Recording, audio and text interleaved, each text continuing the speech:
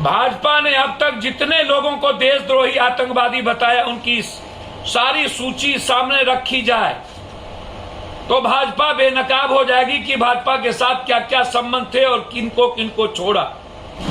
अधिकांश मामले में लोग आरोप मुक्त हो चुके हैं। हमेशा भाजपा चुनाव के वक्त ऐसी चीजों को करके सुर्खियों बटोरने में लगे रहते हैं और चुनावी लाभ उठाकर वो रफ्फू चक्कर हो जाते हैं। मेरी मांग है कि भाजपा शासित राज्यों में जितने मुस्लिम युवा संगठनों को देशद्रोही या दलित को आतंकवादी या सिख को जो आरोप लगाए हैं, आक्षेप में कानूनी कार्रवाई क्या की, उस पर श्वेत पत्र जारी करे। कितने मुकदमे हुए, कितने की गिरफ्तारी हुई, कितने वर्ष जेल में रहे और कितने कबलों में चार्जशीट दाखिल किया गया, कितने लोगों को सजा हुई, कितने अंतर निर्दोष साबित हुए। अधिकांश मामले में चार्जशीट तक दाखिल नहीं हुए, सब निकल गए। इस पर हमारी एक कोर कमेटी तथ्य जुटा रही है, सच्चाई सामने लाएंगे भाजपा तो भाजपा मुंह दिखाने के काबिल नहीं होगी। निरंजन होजाई भाजपा का असम में नेता है आज, उस पर उल्फा आतंकवादियों को मदद देने के लिए 1000 करोड़ सरकारी धन का उन्होंने घोटाला किया। अभी अमरनाथ यात्रियों पर आतंकवादी हमला करने आए खूंखार आतंकी पकड़ाया। वह भाजपा के जम्मू कश्मीर के अल्पसंख्यक मोर्चा के आईटी सेल का हेड तालिब हुसैन शाह था। वह भाजपा में इतना महत्वपूर्ण था कि गृह मंत्री जी के साथ मीटिंग में हमेशा वो शामिल होते थे। उदयपुर के क्रूर आतंकी रियाज अटारी को सब जान चुके हैं। कन्हैया लाल की हत्या करने के पहले वो भाजपा के नेता थे। भाजपा के राजस्थान में गृह मंत्री जो अभी नेता विपक्ष गुलाब चंद कटारिया का वो करीबी और उनका पोलिंग एजेंट था।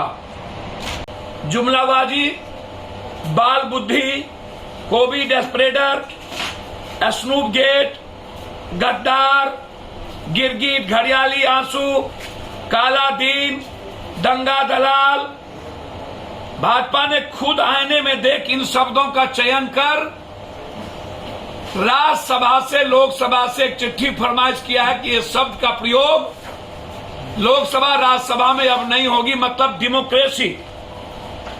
और आज की सर्वे है, नाइजीरिया से भी ज्यादा गरीब भारत हो चुकी है नाइजीरिया,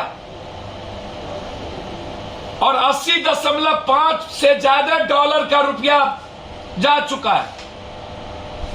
यह चर्चा का विषय हिंदुस्तान में क्यों नहीं? एजुकेशन पर 27% टैक्स इन्होंने बढ़ाई, 17% कपड़े पे। महंगाई श्रीलंका से ज्यादा,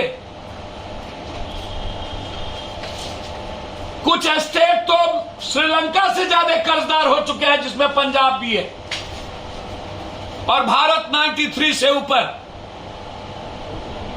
और जब बिहार आए प्रधानमंत्री जी तो सत्ता पक्ष के साथ विपक्ष ने प्रधानमंत्री की बड़ाई करने में और उनको वाहवाही करने में कोई कसर बाकी कि मोदी जी आपने, अब उनको क्या बोलने आया क्या नहीं बोलने आया वो आपके व्याख्या कीजिए, लेकिन उन्होंने मोदी को बधाई दी कि आपने अच्छे लोगों को देश में मेडल दिया। ये क्या क्या किया? जब मोदी जी आए, सबसे पहला सवाल सदन और विपक्ष के एक नेता या विधायक फर्स्ट बार राजा हरिश्चंद्र सत्यवादी के धरती पर जब उन्होंने जुमलेबाजी शुरू की थी तो पहला जुमला था 1.25 लाख करोड़। आतंकवाद फैलाती और निर्दोष लोगों पर आतंकवाद का झूठा।